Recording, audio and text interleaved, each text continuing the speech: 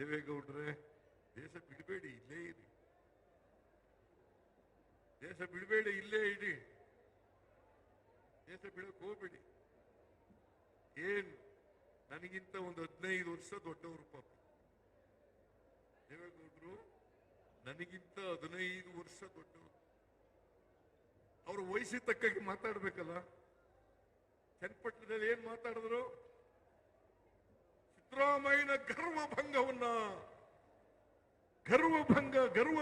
ಮಾಡ್ತೇನೆ, ಗರ್ವಭಂಗ ಮಾಡ್ತೇನೆ. ನೀವೆಲ್ಲ ಬಿಡ್ತೀರಾ ನನ್ ಗರ್ವ? ಕುತ್ಕೊಳ್ರಿ.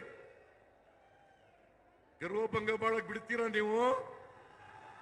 ಗರ್ವಭಂಗ ಮಾಡಕ್ ಬಿಡ್ತೀರಾ? ಸಿದ್ದರಾಮಯ್ಯನವರಿಗೆ ದುರಂಕಾರ ಬಂದ್ಬಿಟ್ಟಿದೆ.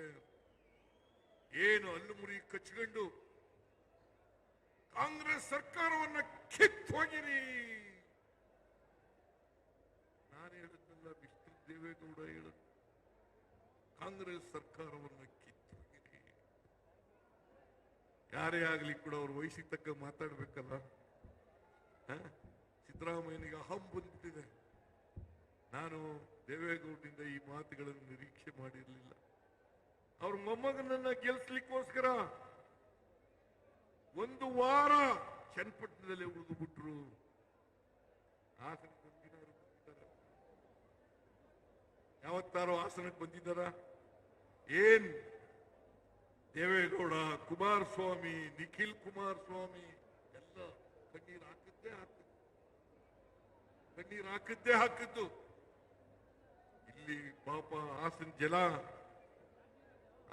ಜನ ಕಣ್ಣೀರಲ್ಲಿ ಕೈ ತೊಳಿತಾ ಇದ್ದಾರೆ.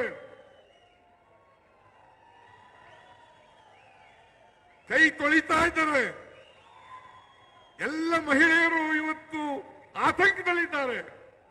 ಇಲ್ಲಿ ಬಂದು ಒಂದಿನ ಕಣ್ಣೀರು ಹಾಕ್ಬೇಕಾಗಿತ್ತಲ್ಲ ಮಿಸ್ಟರ್ ದೇವೇಗೌಡರೇ?